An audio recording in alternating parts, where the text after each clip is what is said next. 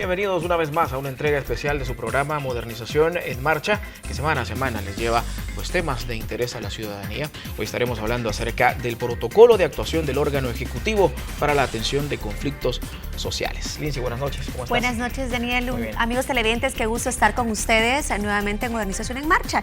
Y ya bien lo dijo Daniel, protocolo de actuación del órgano ejecutivo para la atención de conflictos sociales es el tema en esta ocasión, pero usted que está en casa se estará preguntando qué es ese protocolo de actuación y en este caso del órgano ejecutivo. Precisamente tenemos una nota de inicio para que usted vaya contextualizándose y vamos a conocer cuál es el concepto de este protocolo, quiénes son los participantes. Vamos a ver la nota, regresamos en breve.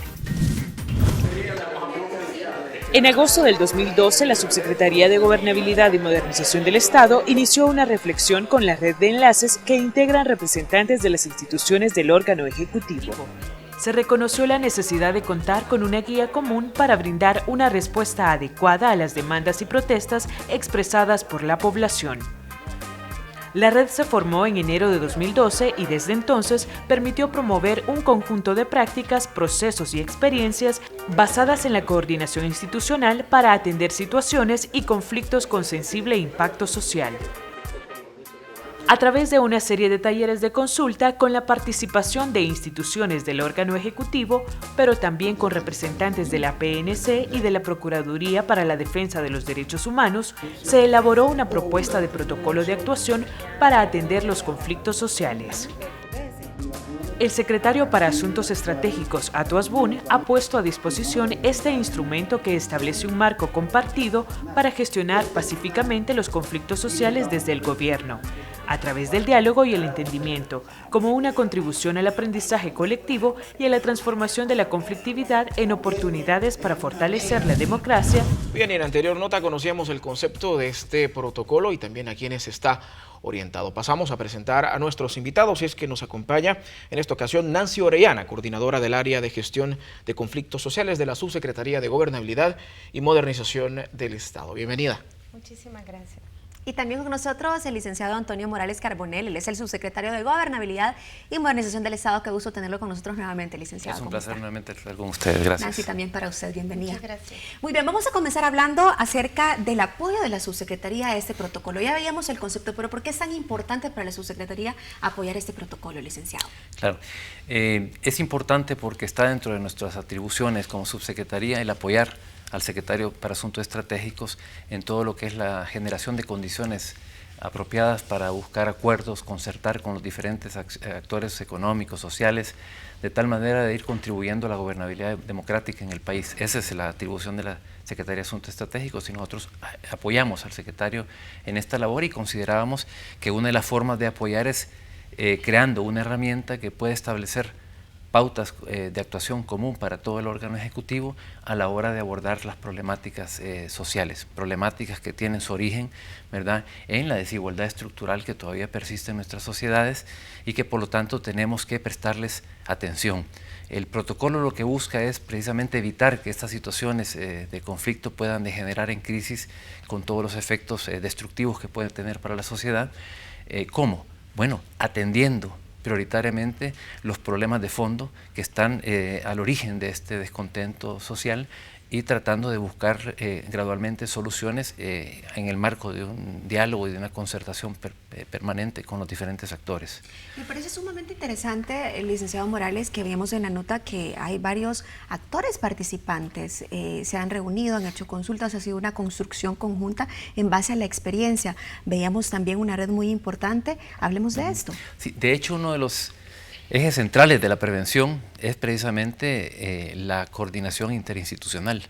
Por eso es que de la subsecretaría conformamos una red de enlaces, ¿verdad? Solicitamos a los diferentes ministerios e instituciones autónomas que designaran enlaces que pudieran trabajar en el abordaje constructivo de los conflictos sociales, y desde esa red pues no solo hemos desarrollado actividades de capacitación, de formación, intercambio de buenas prácticas, sino que también desde esa red se construyó esta herramienta, sistematizando las experiencias que ya tenemos en el abordaje de los conflictos sociales a lo largo de estos años de la administración del presidente Funes, y tratando de sacar lecciones, ¿verdad?, para tratar de establecer formas de actuar ¿verdad? En donde las instituciones juegan un rol preponderante, que son aquellas que pueden darle solución a los problemas que están al origen de la conflictividad social y se generen todas las condiciones apropiadas para la búsqueda de solución a las problemáticas estructurales. Entonces la red ha sido pues la base para la construcción de esta herramienta, son los verdaderos protagonistas, decimos nosotros, bajo la coordinación de Nancy Orellana,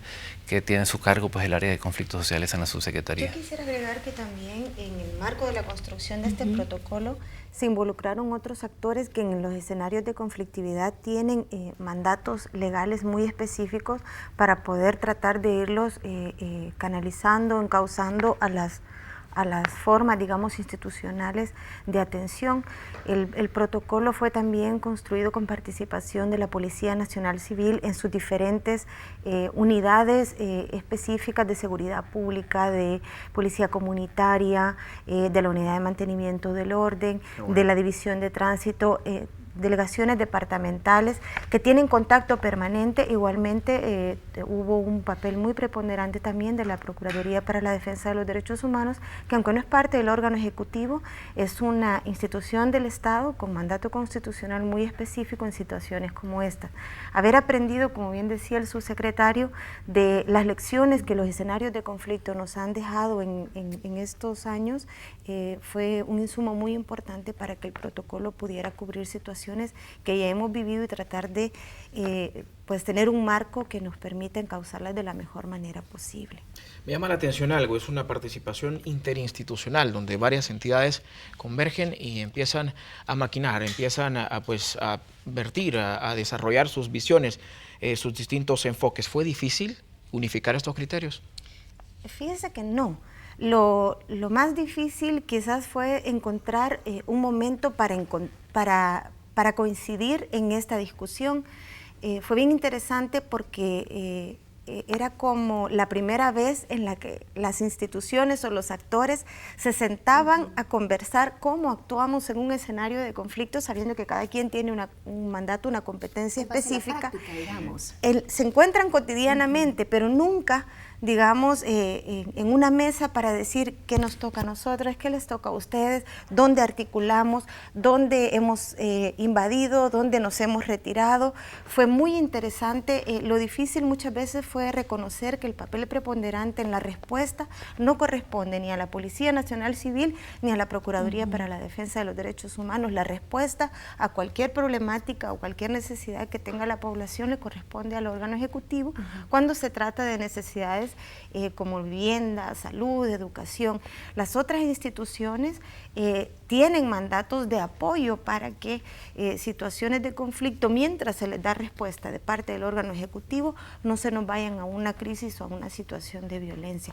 Fue más bien interesante caer en cuenta de qué es lo que nos corresponde hacer a cada quien, articularnos y buscar una ruta que sea lo más viable posible para responderle a la población. Muy bien, licenciada Orellana, ¿cómo se define mediante este protocolo de actuación qué es conflicto social? Pues tratamos de entender una situación donde se expresan algunas insatisfacciones o demandas de naturaleza colectiva.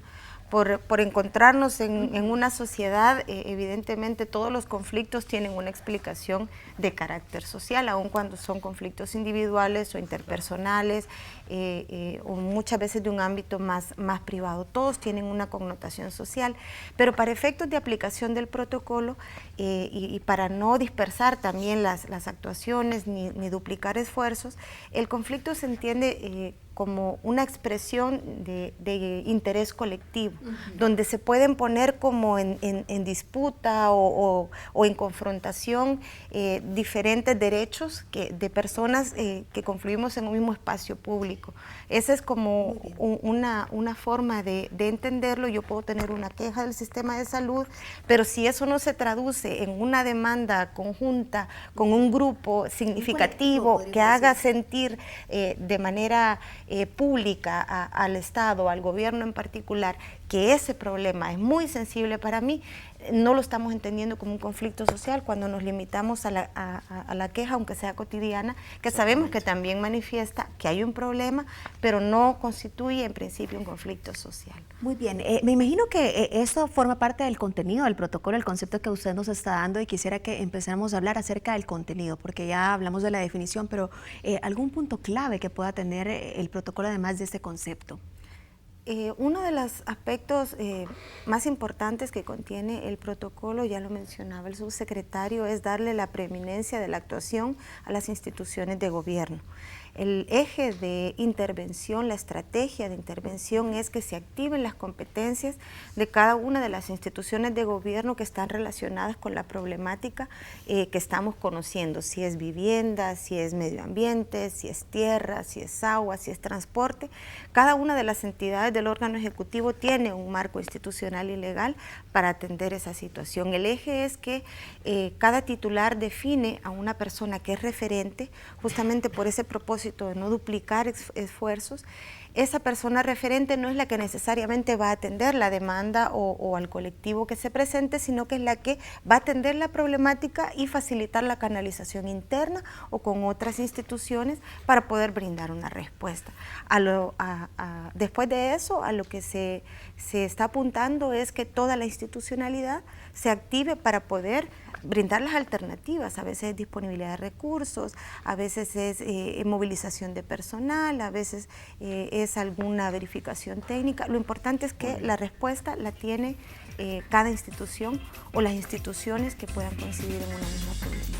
Muy bien, licenciada Orellana, licenciado Morales Carbonell, momento de hacer una pausa. Al regresar vamos a seguir conociendo más acerca del contenido de este protocolo de actuación del órgano ejecutivo para la atención de conflictos sociales. Siga con nosotros, no nos cambien.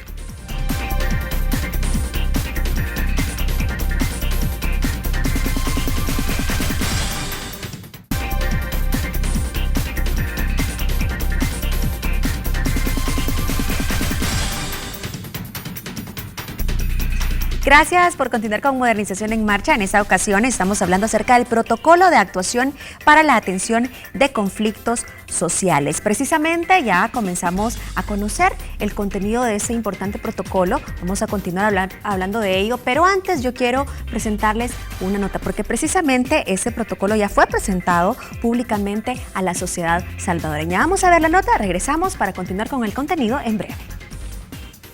Este instrumento abre con una frase de Monseñor Romero. Ahí la van a leer, no se las leo, pero ustedes la van a leer. Ese es el referente. Un diagnóstico, sobre todo honesto, de la realidad, no deformante, para poder resolver. Porque si no, ¿qué nos sentamos a hacer en una mesa de negociación? Pero hay que resolver. Y por eso es que la preocupación, y yo insisto, de crear un instrumento que permita, y aquí van a ver las diferentes etapas, que permita que todos estemos en sintonía para resolver el problema, y por otra parte, que no vaya eso a crear crisis. Y por eso se llama este protocolo de actuación del órgano ejecutivo para atención de conflictos sociales. El pasado 26 de agosto, la Secretaría para Asuntos Estratégicos, a través de la Subsecretaría de Gobernabilidad y Modernización del Estado, dio a conocer el protocolo de actuación del órgano ejecutivo para la atención de conflictos sociales, como parte de una iniciativa gubernamental que promueve el diálogo y el consenso para la gobernabilidad. Con el protocolo se espera contribuir a un actuar gubernamental de apertura y respuesta democrática a las necesidades y reivindicaciones de la población. Y ahí teníamos en la nota anterior el momento en que este protocolo fue presentado tanto a funcionarios del órgano ejecutivo como a otras personalidades que participan de este magno evento. Licenciada Orellana, ¿cuáles son los lineamientos que sigue este protocolo de actuación? Bueno, fundamentalmente lo que tratan de hacer es orientar la forma esperada en la que se quiere brindar esa respuesta. El más importante de todos es que se busca en todo momento evitar que un conflicto escale. Ese es el primer lineamiento. Cualquiera de las acciones que están definidas en el procedimiento, que están definidas por cada una de las etapas que hemos reconocido del conflicto social, que son 4, una etapa latente, una etapa manifiesta, una etapa de crisis y una etapa de confrontación extrema, únicamente como una orientación para poder ir viendo cómo nos va haciendo su desarrollo, la conflictividad, y para tratar justamente de evitar que nos escale a la siguiente. Este es el primer lineamiento. ¿Cómo se puede hacer esto? El segundo lineamiento nos dice: monitoreemos permanentemente la realidad. Tenemos que ir sabiendo que ninguna acción social o de protesta es espontánea, aun cuando pareciera que así lo es, sino que más bien trae una explicación muchas veces histórica de demandas o necesidades no satisfechas. Entonces lo segundo es: monitoreemos, apoyémonos con el manejo de la información, de manera que podamos configurar bien cuál es la situación que se nos está presentando. Un tercer lineamiento que está relacionado con eso tiene que ver también con no descalificar a priori ninguna expresión de descontento o de petición o de protesta, claro, justamente porque a veces conocemos de liderazgos que tienen mucha beligerancia, pero lo importante es que sepamos enfocarnos en la problemática de fondo. Este es el cuarto lineamiento. Es decir, no podemos tratar de explicar las circunstancias propiamente de la manifestación del conflicto, si es una toma de calle, si es una concentración, si es una conferencia de prensa, sino que decir, bueno, ¿qué es lo que hay acá que amerita una respuesta en este caso del gobierno? Eso nos manda al siguiente lineamiento, que es: cada institución tiene que abrir un espacio de diálogo para, teniendo una información de base, luego tener un contacto con las personas afectadas o interesadas y decirnos, bueno, vamos a ver cuál es la situación, cuál es la realidad específica que les afecta, cuál es la realidad de la institución para poder atenderles, qué proceso se debe seguir, qué mecanismos, qué recursos.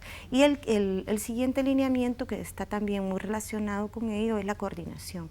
Una coordinación tanto a lo interno, como decíamos, la persona que es referente, la persona que es enlace no es la que directamente va a brindar la respuesta. Ella va a mover a lo interno, si es la unidad jurídica, si es la gerencia social, si es la gerencia administrativa, va a mover a lo interno y decir: coordinemos para dar una respuesta lo más favorable posible a un proceso de atención. A veces no es a lo interno que se encuentra esa respuesta, coordinamos con otras instituciones de gobierno u otras instituciones del Estado para canalizar esa petición.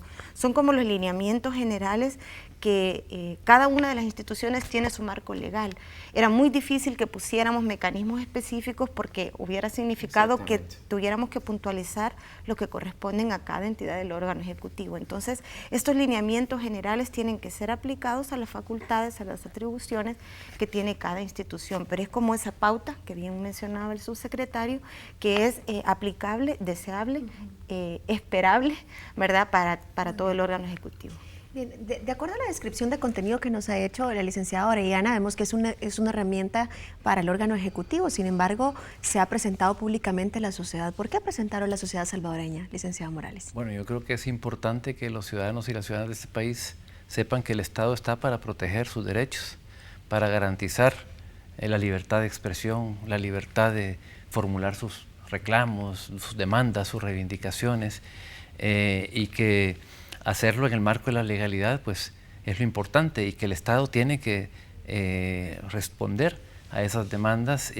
Su rol es ese, es atender a los ciudadanos, es atender sus problemas con eficacia, con prontitud, con calidad. Ese es el gran desafío, y por eso es que tenemos que fortalecer la administración pública. El ciudadano tiene que saber que existe ese marco de seguridad en el cual pueden realmente participar, y que el Estado tiene que proceder democráticamente, pacíficamente en la solución de los problemas sociales, ¿verdad? Hay que privilegiar las soluciones pacíficas, ¿verdad? El uso de la fuerza tiene que estar limitado a circunstancias excepcionales, pero en lo que debe de privar en todo caso es el diálogo, la búsqueda de acuerdos, la concertación con los ciudadanos. Incluso, perdón, es también un propósito del protocolo, generar un aprendizaje como sociedad, plantearle a la población que en primera instancia tiene que recurrir a las instituciones. Sabemos que muchas veces se recurren 1, 2, 3 veces, y ahí es donde se nos viene pues la situación de frustración. Pero a veces en una primera instancia tenemos, por toda la historia que arrastramos, la primera vía o el primer recurso es tomémonos la calle y quizás muchas veces no se ha hecho la gestión inicial en las instituciones. También es decir, tratemos de activarlas y en la medida de lo posible que esa institución no se active, van teniendo como mayor legitimidad el uso de acciones en el marco siempre de condiciones pacíficas, en el marco de la legalidad, del respeto a los derechos de terceras personas, una expresión pública de esa inconformidad. Pero también es decir, probemos, activemos, las instituciones tienen la indicación, tienen la orientación de activarse para brindarles esa respuesta. Muy bien, precisamente quería llegar a este punto, ya compartimos, ya conocimos lo que es contenido y lineamientos, entre otros beneficios de este protocolo, pero ¿qué sucede cuando las demandas muchas veces tienen algún tinte político oculto? ¿Funciona este protocolo en este sentido? Mire, yo creo que se aplica igual. O sea, el derecho de los ciudadanos a manifestarse y expresar sus demandas y preocupaciones es un derecho reconocido por este gobierno. Si tiene tinte político o no, yo creo que lo importante es no descalificar a nadie, y lo dice el protocolo, ¿verdad? Atender la problemática de fondo y buscar resolverla. Hay problemáticas que definitivamente no se resuelven en 5 años de gestión, que son históricas, que no fueron resueltas en su momento y que se acumulan. Hay que hacer los esfuerzos por sentarse a dialogar y para buscar solución a esas propuestas, pero lo peor que puede hacer uno es descalificar. Eso lo único que genera es mayor confrontación y a veces hasta los medios de comunicación contribuyen a esto. Yo creo que no, hay que sentarnos. Si este gobierno ha reconocido el derecho de los ciudadanos a participar en la gestión pública, a poder expresar sus preocupaciones y sus problemas. Si tienen tinte político, si tienen agenda escondida, seguramente eso va a quedar al descubierto, porque si se actúa de buena fe y se busca resolver estos problemas, es muy probable que avancemos en la solución, ¿verdad?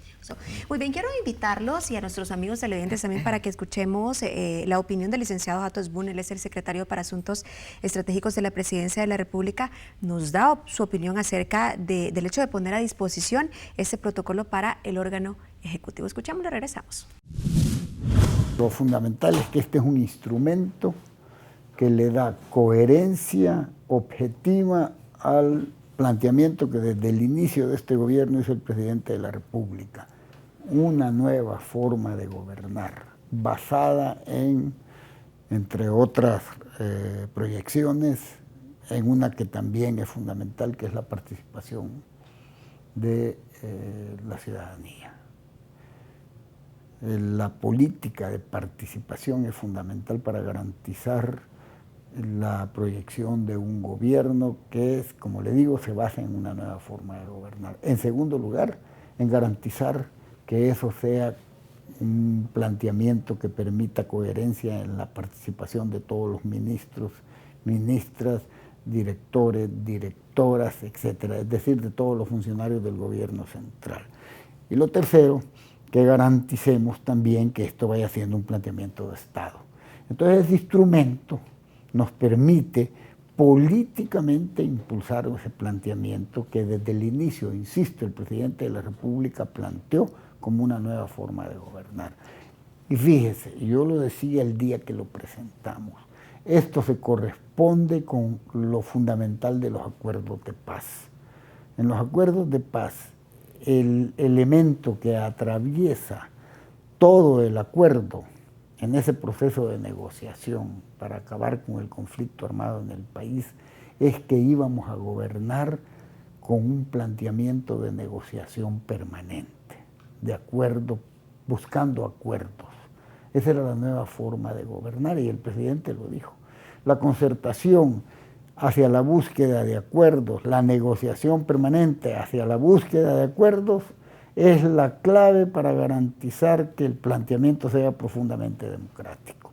Entonces, ese instrumento es un instrumento que objetivamente nos permite dar pasos en esa vía para dejárselo a la continuidad del próximo gobierno, que ojalá, y el pueblo tiene que garantizar que tenga esa continuidad. Estos son instrumentos de democracia de un gran beneficio para la población. Esperaríamos eso primero, garantizar que sea un instrumento de participación. Segundo, garantizar que sea un instrumento que permita prevenir la crisis dentro del gobierno, las crisis dentro del gobierno, porque es un instrumento que permite establecer prevención ante los conflictos. Fíjese que esto es fundamental. Nosotros no negamos los conflictos, porque los conflictos son consustanciales al movimiento de la realidad, sobre todo de la realidad social. Pero tenemos que tener la capacidad de resolverlos de manera distinta, por eso hablo de una nueva forma de gobernar. Y ese es un instrumento que permite abordar preventivamente los conflictos de manera comprensiva, firme y clara.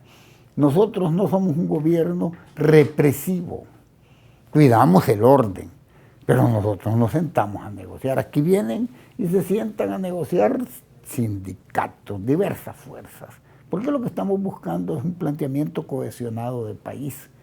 No hay posibilidad de salir adelante si no logramos acuerdos con todos los sectores.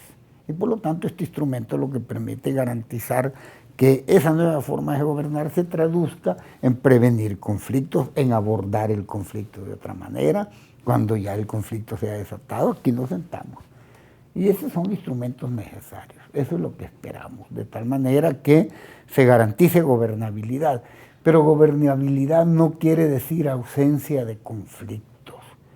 Cuando no hay conflicto, es que algo malo está pasando. O no camina, o usted está muerto. El conflicto es parte del proceso de desarrollo de una sociedad, es parte del proceso de desarrollo de la realidad. Lo que pasa es que el conflicto hay que abordarlo a favor del desarrollo. No puede estar usted en permanente conflicto, hay que superarlo. Y para superarlo hay que leer adecuadamente el problema, analizar bien el problema y abordarlo adecuadamente. Este instrumento nos permite abordarlo adecuadamente. Bien, ahí teníamos las declaraciones precisamente del secretario de Asuntos Estratégicos de la Presidencia. Licenciado Carbonell, ¿cómo contribuye la aplicación de este protocolo a la construcción de democracia en el país? Bueno, de varias maneras. Yo creo que, por una parte, reafirmando el derecho de los ciudadanos a manifestarse, a movilizarse, a participar en la gestión de los asuntos públicos, a expresar su desacuerdo, su descontento cuando las cosas no van bien, en fin. Y por otra parte también recordándole al Estado su obligación de proteger a los ciudadanos, de garantizar el ejercicio de estos derechos. De esa forma pues ganamos legitimidad, ¿verdad? Y sentamos las bases para construir una sociedad más democrática, más participativa, más justa. Ahora, esto es un proceso, por supuesto. Exactamente, el protocolo, y al hacerlo público, lo que busca es empezar a generar condiciones para transformar una serie de prácticas, una cultura institucional, una cultura de ejercer el poder público, que ha sido tradicionalmente o por muchos años de mucha represión, de cierre de espacios, de no brindarle a la población la posibilidad de ejercer pues ese poder soberano que tiene sobre el Estado mismo. El protocolo es solo un inicio, ¿verdad? Para poder abrir esas condiciones, empezar a generarlas. Esperamos ir progresivamente como socializando toda esta forma de actuar, pero es un compromiso que estamos asumiendo de ir por esa línea justamente. Muy bien, se nos ha terminado el tiempo, no nos queda más que agradecerles por su visita, por toda la información que nos han dado de este importante documento del protocolo, y vamos a estar pendientes por supuesto de lo que continúe. Llegamos